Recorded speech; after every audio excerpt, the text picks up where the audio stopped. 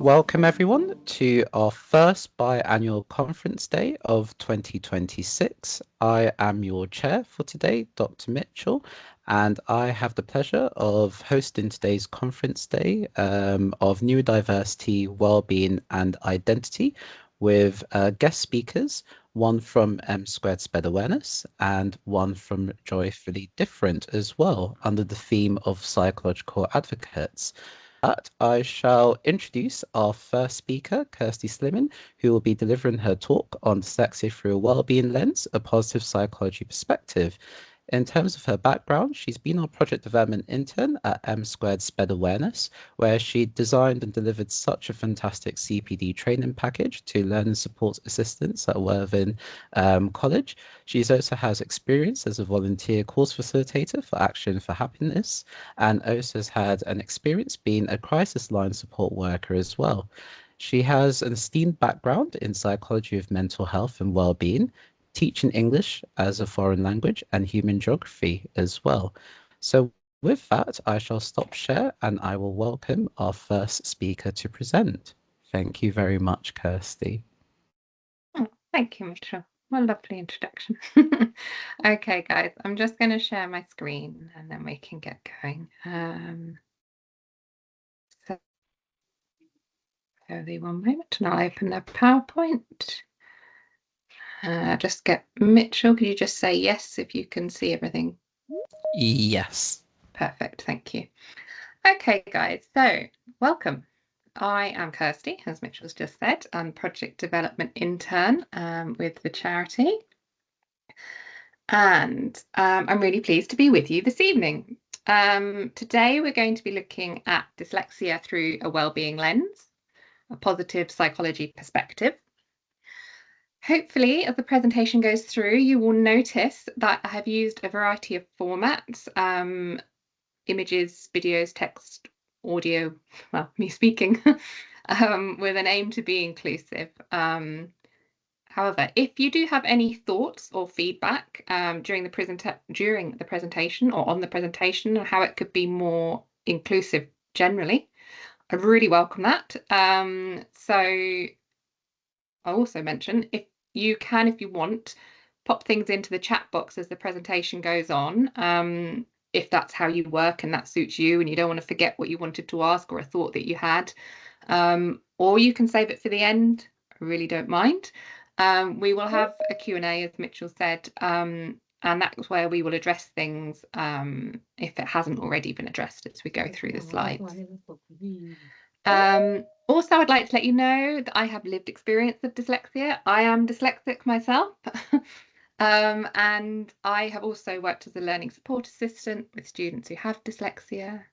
I do not profess to be an expert, but I am always happy to answer any questions that you might have regarding my own experience with dyslexia. And during the presentation tonight, you will notice me looking over at my second screen. So please excuse me if I'm not looking at the camera, but the second screen is where I have my notes and a timer. And it's probably good for both you and I that I'm looking over there from time to time. One last thing I'm going to address before we jump in is, who is this having a joke? Why is dyslexia so hard to read, write and pronounce?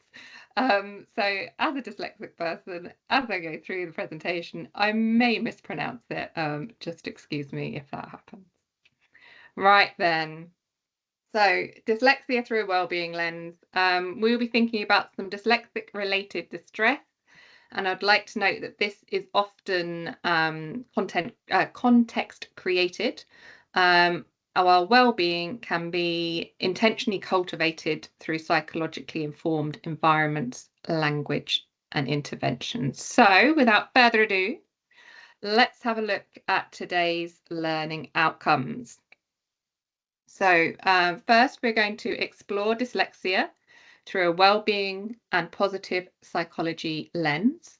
We are going to understand the confidence triangle and how dyslexia can affect confidence and emotional well-being. And the last one is we're going to recognise the difference between healthy, positive psychology and toxic positivity in neurodiversity support. So this is not here about denying struggle, okay? It's about balancing challenge with psychological protection. So many of the well-being difficulties associated with dyslexia are actually not inevitable. They are shaped by systems and narratives and expectations, by the environments that people are asked to learn and work within. Traditionally, dyslexia has been understood through deficit or perhaps a disability-focused lens, which often leads to questions like, how do we improve a certain skill?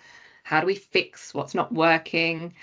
However, today, in contrast, we've got neurodiversity understands difference as brain functioning, as natural human variation.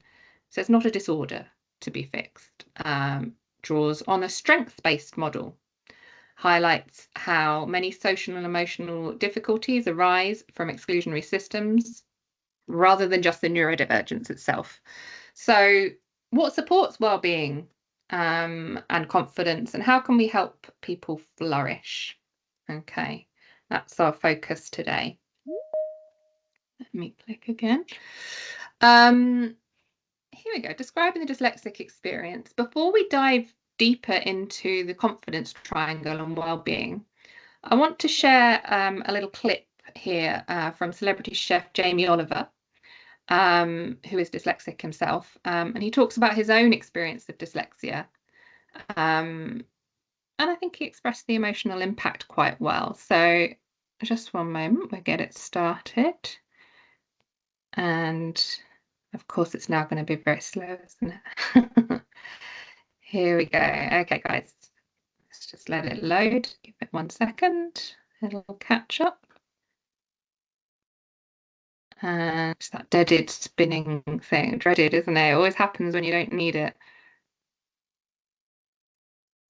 Come on, computer. It's not gonna. Oh, here we go. Stay positive, Kirsty. Oh, poor little Jamie Oliver. He doesn't get his 5 minutes of fame here. Oh, I might give it. I'll give it a miss, and I'll let you know what it is that he was saying. So Jamie Oliver himself, there was talking about how dyslexia affected his self-esteem and sense of self, and kind of acknowledged how this can happen for a lot of people who have dyslexia, and that it can happen at quite a young age as well through the schooling system. I had hoped that would work, because I'm sure some of you like to have a video. Forgive me. We'll move on, okay? So, oh, is it going to let me go? Oh, now Jamie's given it a whirl, but there's no sound, is there? Here we go. Right, we'll go on to the emotional impact. Apologies, guys. So, dyslexia is a chronic stressor in environments that privilege speed, accuracy, and public performance. So there are repeated struggles, and they can damage confidence and sense of ability. Okay, they might find a constant awareness of being behind. This can lead to perhaps an embarrassment or withdrawal. And this doesn't just happen in academic settings. Obviously, it can happen in personal and work situations as well, and has an impact on self-esteem, how we feel about ourselves, self-concept, anxiety and worry, a sense of belonging. And as I mentioned, when you have this kind of perceived repeated failure, it can really really affect a learned helplessness mindset. So with a positive psychology reframe, positive psychology will then basically it's going to look at us, make us look more positively. So it moves from how do we fix the learner to how do we design environments where dyslexic people can thrive. Okay, what helps people function well despite a challenge? Because I'm sure we've all experienced challenge for various reasons. And how can we build confidence, agency, and meaning. That sort of empowering. Now, next one. Good news. I want to briefly ground this in evidence. It's from an academic journal looking specifically at positive psychology interventions with students of dyslexia. And it shows really that people with dyslexia need a confidence building experience. I mean, we all do, obviously, but we're looking at dyslexia here. So what they found is really important. Interventions that focused on psychological strength, not just the literacy skills, which is perhaps your more sort of stereotypical slant with dyslexia. So ones that focused on psychological strength were associated with increased self-esteem, increased self-efficacy, and confidence. Alongside at the same time, reduction in anxiety. Obviously, this is great. This is good news. And interventions themselves weren't about sort of pretending dyslexia doesn't exist or simply being positive.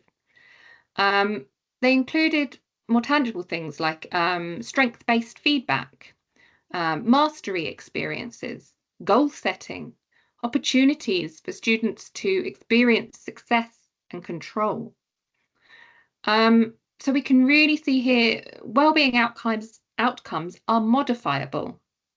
So confidence and self-belief are not these fixed traits. They can be intentionally supported, which is great for us in sort of support and advocacy. It's what we want. So importantly, this particular academic paper reviews and highlights that when wellbeing improves, engagement with learning or work tasks often improves too.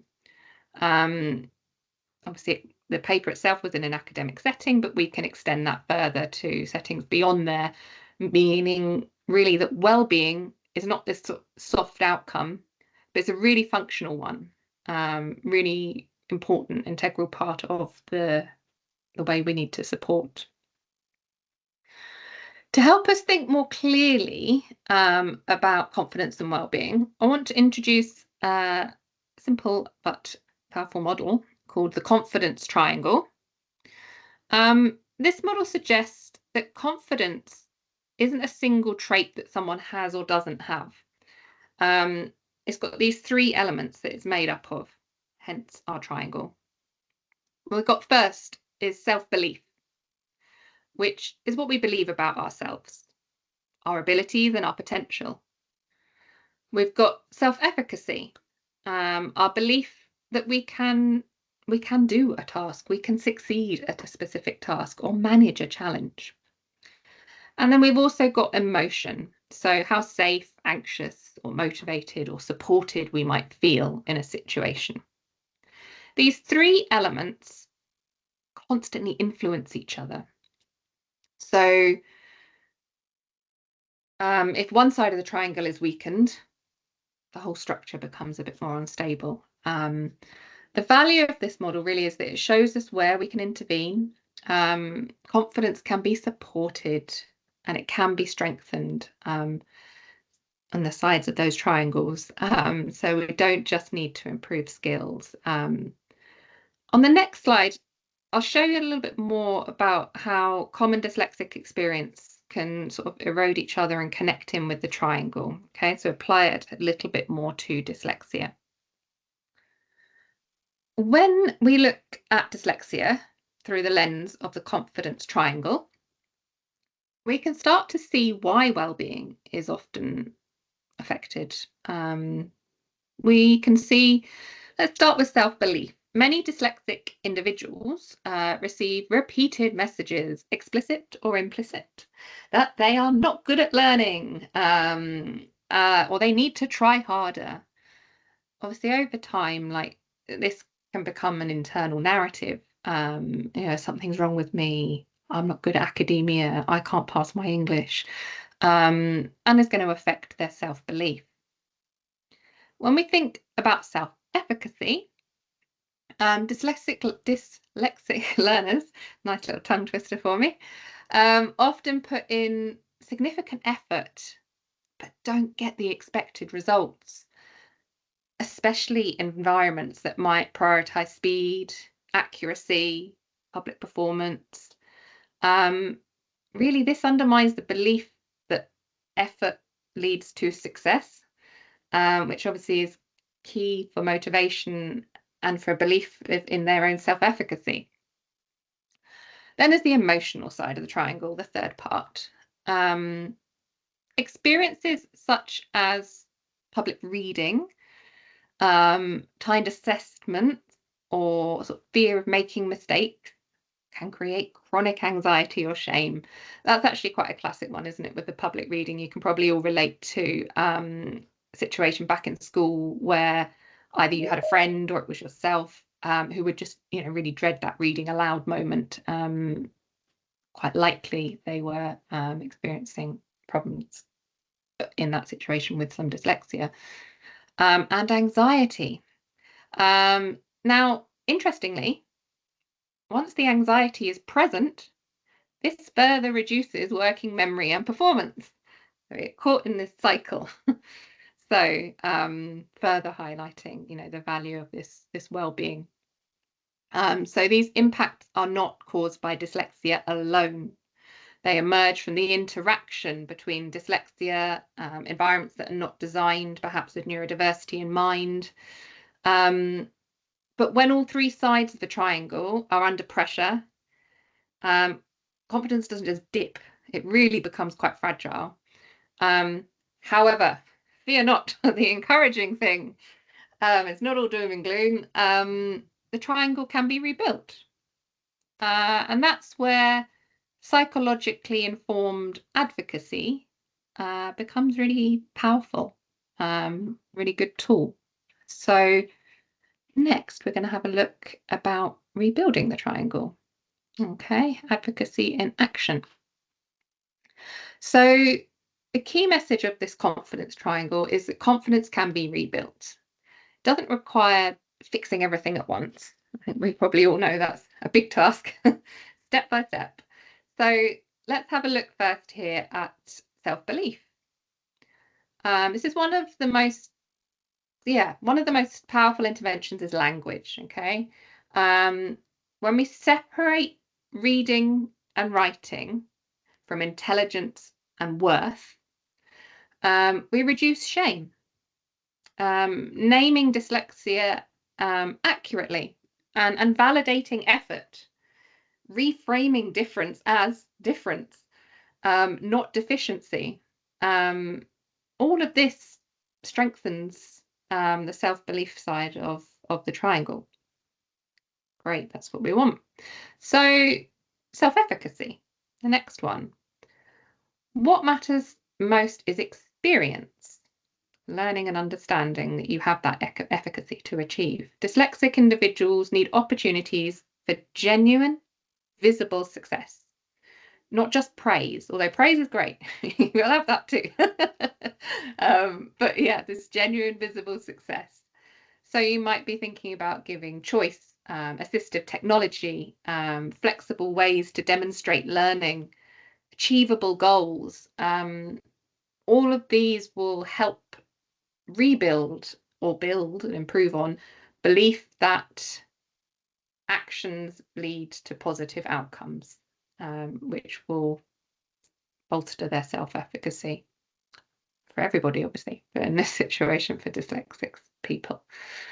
For the emotional side, psychological safety is crucial, again, for everybody. But reducing public failure or perceived public failure, normalizing support, and creating spaces where mistakes aren't punished, doesn't, all of that lowers anxiety, creates people feeling more comfortable. And as we noticed earlier, if we can lower that anxiety, it's also going to free up cognitive, cognitive resources for learning and engaging in things.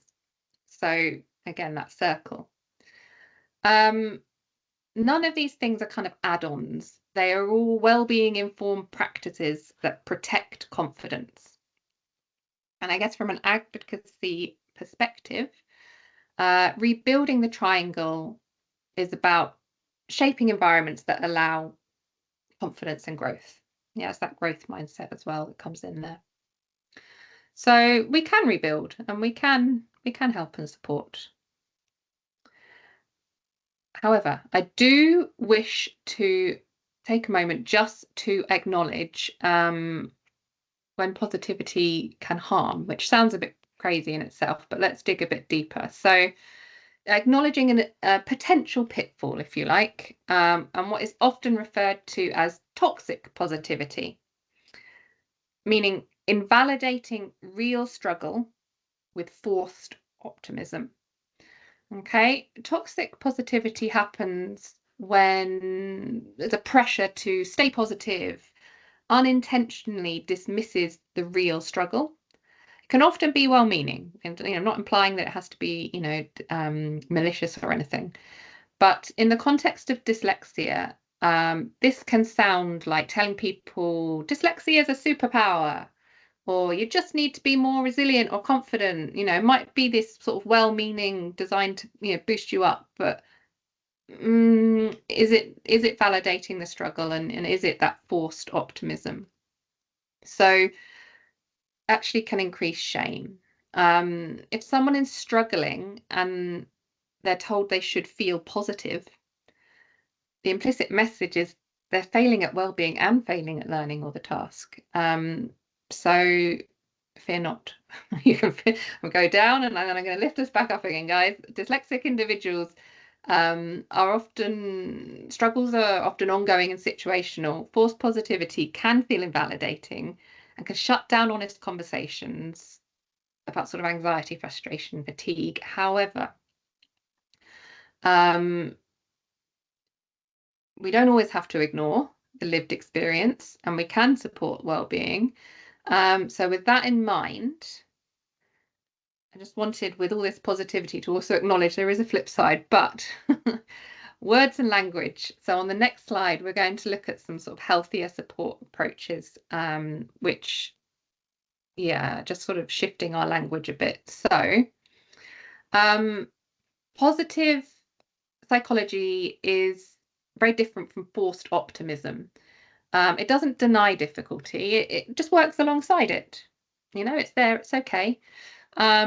Instead of saying this isn't a problem, healthy positive psychology says, yeah, it's hard and support is available. It's a bit like that kind of, in a more clinical phraseology, holding space, isn't it? It's being there for someone and nurturing them and helping them and acknowledging them, seeing them and supporting them. So it forces on building realistic hope, agency, meaning, acknowledging frustration, helping someone with identify strategies that work for them, celebrating effort and progress without pretending barriers don't exist. So I've put a little table on here, which might just give you some food for thought, really. We've got a phrase on one side, and then perhaps a better way to approach it with a more positive psychology slant. So saying it's a superpower. Okay, we could instead say it brings strengths and challenges. Just be confident. Confident grows with the right support. You could follow that up with, what support do we think we could do, and help them explore. You could go further than that as well. It's not that hard, just stay positive. Actually, this is hard, but support can help. That real positive solution finding. Don't let it hold you back. Anyone can succeed if they try. Your difficulty doesn't define your potential. I think that's a really nice, reassuring one for anybody. You just need to challenge how you think about it. We can change environments, not just mindsets. So importantly, we can see how positive psychology also shifts responsibility away from the individual alone. Rather than asking dyslexic people to be endlessly resilient, it asks systems and institutions and communities to adapt and understand. When positive psychology is used well, It validates struggle, reduces shame, and helps people develop confidence grounded in reality, not pressure. I just want to end up, guys, with drawing together a few key messages from today. I think I'm very slightly over. Sorry, Mitchell. I want to, I'm the first person, the pressure was there on the timing. I'm trying. The first bit is dyslexia related to stress is often environmentally created. Positive psychology offers evidence-based tools. When we use it well, it doesn't minimize difficulty or false optimism, push false optimism. It offers practical ways to support and build confidence and efficacy. And thirdly, confidence is buildable. We can work on that. We looked at the triangle. And also, advocacy is about protecting well-being, not just providing access. It's not just this soft outcome, it's a functional one. Accommodations matter, so do language, and psychologically safe environments. So when we view dyslexia through a well-being lens, the questions shift from what's wrong to what helps people flourish, and that shift can really change everything. So I hope you guys have something useful to take away from this. I know this looks like an overwhelming slide. Don't worry, I have got a PDF that I'm going to drop in the chat as well, which just offers you, should you want to look at some extra resources, if something piqued your interest or resonated with you, or you, whatever, sparked curiosity. There are a few places you could start to have a look. There are other places, but they're just a few. So thank you for your time. And does anyone have any questions? Yeah. Great.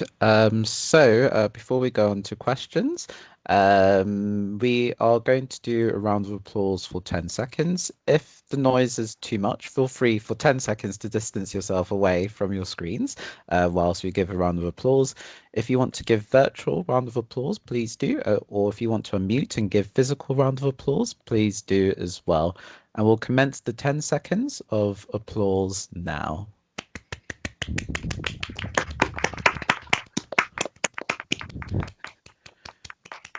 Thank you so much. Thank you so much, Kirsty, for a very illuminating talk. I really liked the messaging that you had throughout, especially in terms of rebuilding, which I think is really important to mention and really important to highlight. So thank you so much. And I'll hand over to Laura for the first question. So Laura's put in the chat, as a specialist mentor, I've used some of the strategies you spoke about. Brilliant.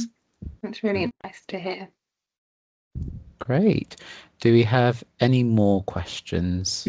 She says, I didn't realize I was practicing positive psychology. Yes, fantastic. Love it. Excellent. Great. So I have a question in the meantime. So my question is pretty much based on goals and goal setting, because it's really interesting what you were saying about ownership. Something I find working in medical education is usually when it comes to goal setting, even though we try to encourage it to come from them, especially for neurodivergent individuals, I usually find there is a risk where the goals given for them rather than with them in mind. I was wondering if there was any sort of recommendations in terms of how we can support neurodivergent individuals to take ownership in terms of that goal setting, that it comes from a place from them rather than for them, if that makes sense. Yeah, it does. That's a really good question, actually. I found that any way you can be, I would call like encouragingly collaborative, so they don't feel so overwhelmed. So it's a little bit of hand holding, but it's not putting words into their mouth. And also, I think I have found as well, identifying what is it at the moment that feels overwhelming to you to kind of set this goal? What's the, again, like finding what are the barriers and helping to break those down to get to a point. It might be a slow process, might be quick, who knows, everyone's different, but get to a point where they feel comfortable to be more included and perhaps then eventually independent in their goal setting. And I think as well, recognizing and helping them to have small achievable goals to start with, because that again is going to give them positive outcomes. They're going to see that it's going to build their self-efficacy, and hopefully they will learn that they, with that help and support, they could set it. They then have achieved it, and if they haven't achieved it as well, that's also really important, and that's fine. And help them to identify again what were those barriers where we didn't achieve it. We've identified that we didn't achieve it. That in itself is succeeding with a goal. So yeah, just like positive reinforcement along the way for all of those steps, I guess. Great, thank you so much. I really like the message you said about kind of like small wins and positive reinforcement along the way. Thank you so much. You have two questions, which I'll read out each of them. So the first one is from Janat, which is, which change do you personally propose that schools can make to support those with dyslexia? That's a really good question, and I think that the bigger answer is that it runs quite deep. However, little ones that I think are quite useful, that I have done that are quite practical when helping and supporting in a classroom, would be, one of them is to speak with the teacher, and to let them know whenever they play a YouTube video to just put the what's it called, subtitles on. And to get that to just be a habit, that it's always there, it's done, because that's not singling anybody out at all. And there might be other people in the classroom that benefit from it. And it is just a click for a teacher, whereas a teacher might sometimes feel, oh God, it's another thing I've got to do. It's very short. And the other one I would recommend that's quite sort of quick and easy as well is, if the computer that the student or the teacher is using has something like Read Write Gold, or a thing where they can put a tinted screen on, I would recommend just showing them how to do that, because again, once they've clicked and done it once, it's easy. If not, when you're working with the student, they might be in a Word document, you can just go into the Word document and show them how to change the colour of the background and let them discover and choose which one suits them. Hopefully that helps. Great, thank you so much. And the final question from Ryden is, and Jeanette has put yes, thank you. So Ryden's question is, what is the #1 strategy that a school could implement to support people with dyslexia? So a similar vein. Yeah, I think that's a really difficult question to answer, actually, because I think that there's a lot of things that could be done. I think the biggest thing would be to address it at a higher level than just in the classroom, and to, I think with any neurodiversity, to have it more inclusive, so that the teacher does not feel it's an effort and a barrier, but it is just integral and involved in how they develop classes, so that doesn't highlight the difference. It doesn't create a situation where the individual has to find ways to overcome things. It's kind of dealt with at a higher level, but that's a tricky one to address. Indeed. Thank you very much, Kirsty. Firstly, like to take the moment to thank everyone so much. Like, very important to hear and very paramount. I'm sure that those who are in the call today and those who watch on demand may identify with some of the core messages that's been discussed today and may reflect on that. So thank you so much. I've provided our website links for M² SPED Awareness and for Joyfully Different as well, which I highly recommend those who are definitely watching on demand as well to have a browse.